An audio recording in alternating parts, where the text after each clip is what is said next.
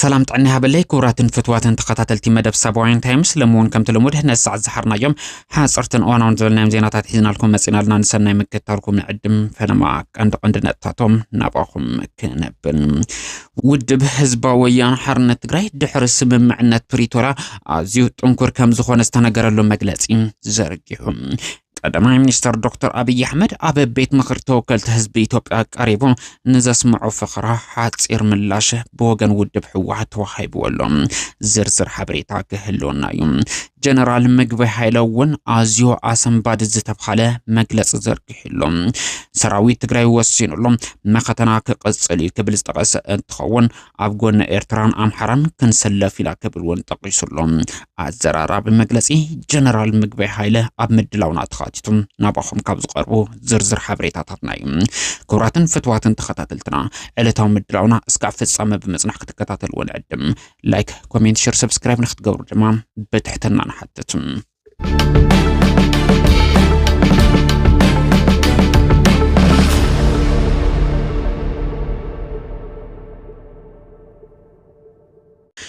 بقدامنت ودب حزباويان حرنة تقرأي نابزوصم ترير زيتاب حالة مقلسي كنسكركم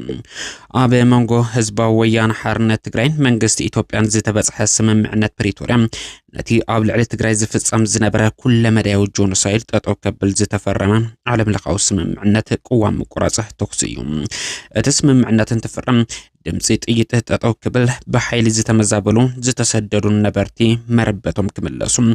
مسرحن مفتحن تحتاتنت كجمر زعنون زيتقارصون مسرتاو لمعاتات داغمه نابقل قالوت كملاسم منقال تخوينات زلاقي عفتات حوز ملكات بوليتيكاو زتككايدم داغمه هنصت زعنو تግራይ كجمر زغدد ينيرم انتخونه جن اتي كابك ادمو كقارص زينبرو مسرتاو اغلغلوت بمقفات كابو زحلفه منم عين نجار كجبر زي خاله منغست إثيوبيا بمسرت زعاتو سممعنات مولو ناب تكبار كاتي خالن كبل ود بحوحات وقيسو يوم منغست إثيوبيا اب قدمي ادرادر تخاغراتن اهغراو تكالات بحافش ادم اب قدمي محبرسب عالم زعاتو سممعنات ناب ايدو بمئتم جبارن حداغن بمخان اتسممعنات ترجم ناب زيبلو درجه نمورد كسرح صنيح يوم وصيتو سممعنات بريتوريا بمتحس كلهم ورت حيلتات كاب منغست كاب حق منغستاو جزاءات تግራይ اب لعلي زي موصم زياده كعطقو كتناخرو يقبرلهم اب تحتي ورت حيلتات زركب حزبنا منغست إثيوبيا بزوافرو من زعطقو من ورت حيلتات بمخنيات مننتو سبعو كبرتات تنقفو يچون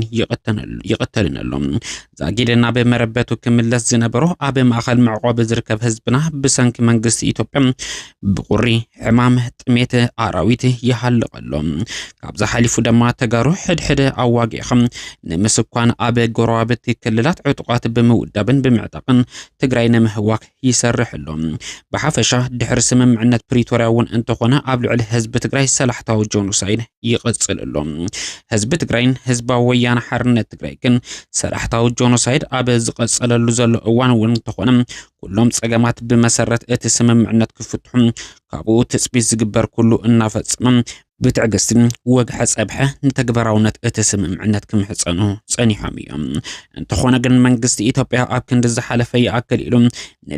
ندنغاغتات اتسممعنات تجزا خوينو زاتو سممعنات زفصم بانصارم نتسممعنات اب زفرسو تغبرات تصميد يركب مسرت اتسممعنات كملس زغبو حقاو سبنت حوحاتنا بترا تكنيكال غودا اوريدم نمنفس اتسممعنات كزرغ زصنح منغست إثيوبيا كاب قرب اوان نزدم بوتحادراوي سيفيلات امرارحو ابيلم ابل على حزب تግራይ كالي طفات نمفصم اب مش بشاب كمزلم اب زرغاغصو فخرتات نصلمه بروباغانداتات تصميد يركب مقصلتا زدم قدما منستر دكتور أبي أحمد 18 تقمتي 2018 عامه مرت ابتي توكلت تግራይ زيبلو بيت مخر إثيوبيا قريبا نسممعنات بريتوريا عملكيتهم اب زخابو مبره سممعنات بريتوريا اب منغو حوحتن منغست فيدرال زتفصم خوينو انحالو كابت كالاوي مسرحو اوصيم ناب ولق سباتن دردر فيرمان زوسد اغبابيو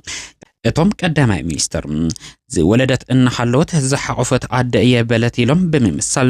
ዘይነበሩ ሰባት ስምምዕነት ፕሪቶሪያ ይፈጸም እናበሉ ይሓትኑ ኣለው ክብሉ ተዛሪቦም እዮም።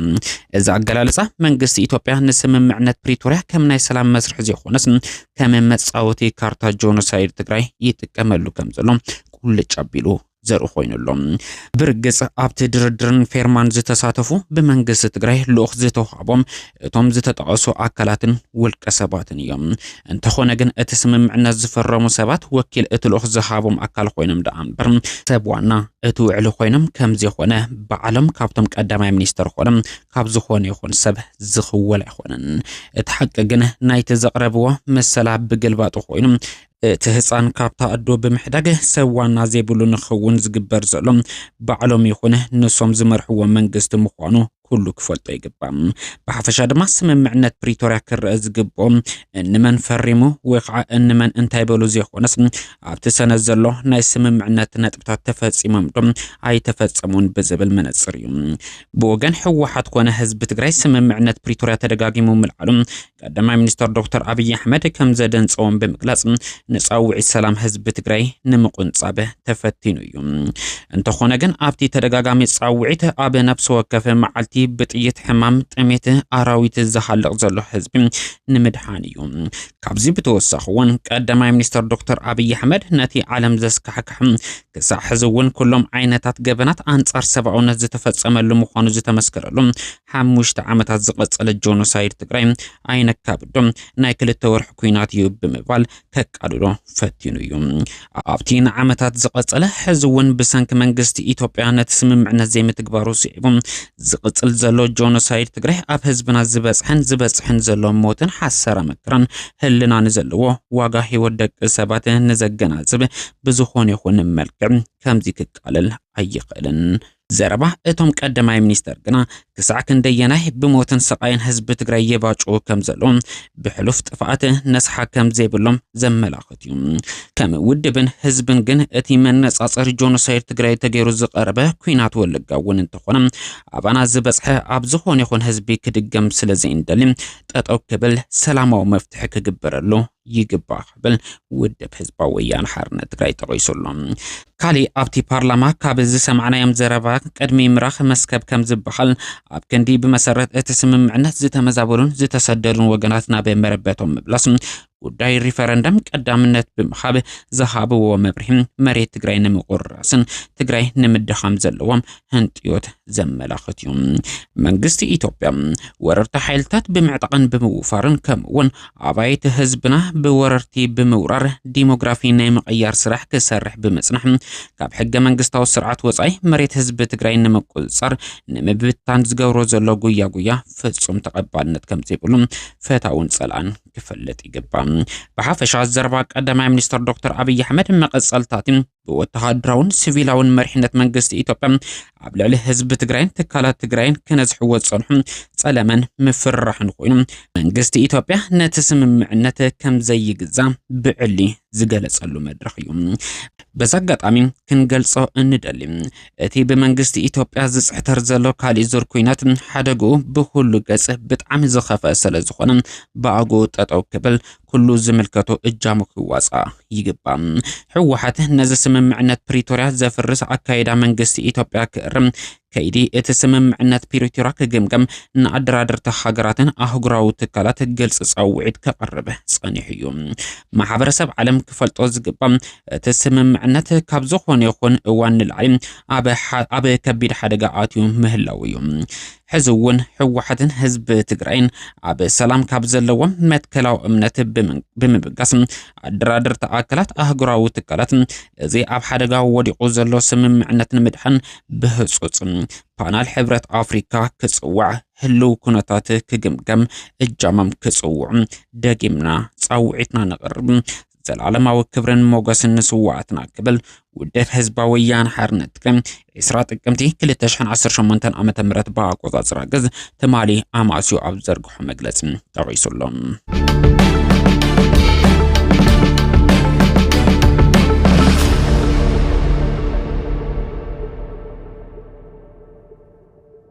አዛዚ ግንባር ምዕራብ ዝኾነ ጀነራል ምግበይ ኃይለ አብ ጎኒ መንግስቲ ኤርትራን ፋኖን ከም ዝኸውን ገሊጹ ጀነራል ምግበይ ኃይለ ትማል 20 ጥቅምቲ 2018 ዓመተ ምህረት በአቆጻጽራ ገዝ አብ ከተማ አክሱም ሰራዊት ትግራይ ምዕራብ ግንባር ምስተወከልተ ህዝብ ከተማ አክሱም አብ ዘካይድዎ ሰፍሕ ዝበለ መድረኽ ምስ ኤርትራ ዝተጀመረ ጽምዶ ተጠናኺሩ ከም ዝቅጽል ጠቀሱ እንትኾኑ መኸተውን ከም ዝቅጽል ጠቂሶምለው አንጻር ጆኖሳይደራት ዝቃለስሉ ዘለዎ ከም አምሐራን አፋርን ዝበሉ ኃይልታትውን አብ ጎንና ንክስለፉ ጻውዒት ነቅርብ ክብል ጀነራል ምግበይ ኃይለ ጻውዒት አቅሪቡሎም በሐፈሻ ጀነራል ምግበይ ቅድም ሕዚ ቃል ተዋሂቦም ዘይተተግበሩ ሕዝውን ዝአተናዮም ሓደሽቲ ቃላት ተደሚሮም ቃል በቃል አበ ግንባር ሐወልት አክሱም በመኳን ናብ ተግባራውነት ከምነሰጋግሮም ቃልና አትወሉ ካሊ መድረክ ይክብል ተዛሪቡሎም ዝወሰናዮ ግልጽ እዩ መኸተና ንሰላምን ሕጋው መፍትሕን ካብ ሕጋውን ሰላማውን መፍትሒ ንላዕሊ ዝመጽውን ወይ ከፈተኽ መኸተና ክቅጽል እዩ ተሓደ ውሳነ መኸተና ክቅጽል እዩ መኸተና ሉዓላውነት ብምኽባር ክረጋገጽ እዩ መኸተና ሓድነት ህዝቢ ትግራይን ሰራዊትን بزتأناخر من قدي كن قصلوا لنا وساننا زي زقلز وساننا نحقاوي حق منقستاوي ناي زخللن ناي سراوي حق دنبن مسارت غيري توسينو بو مسارت كاخن كدينا سلازي وساننا حقن سرعتن ون كنخبر مخانا يزقلز مسلكا خبرلكا مجمريا حقن سرعتن فليتكا بحقن سرعتن تمرح لك اخصم ناي حقن سرعتن مسارتنا سلازخونه ابزي خوينا دغيمنا نرغاغص لنا مالتي تلخونا نمفصام حد ጉድለት ተፍተ ሰራዊት ገጢሙ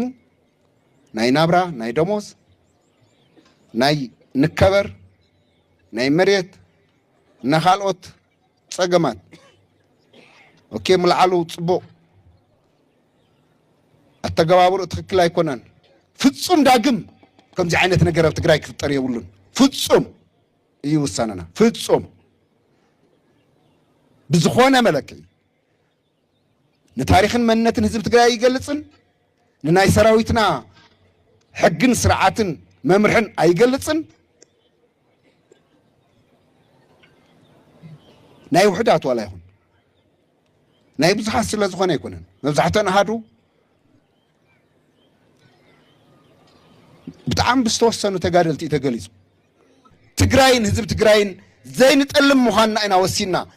ዘይንጠልም ምዃንና ከዓ ክነረጋግጽ ኢና እዚኣ እብዛ መድረኽ እዚኣ ሓንቲ ክዛረባ ዘለለ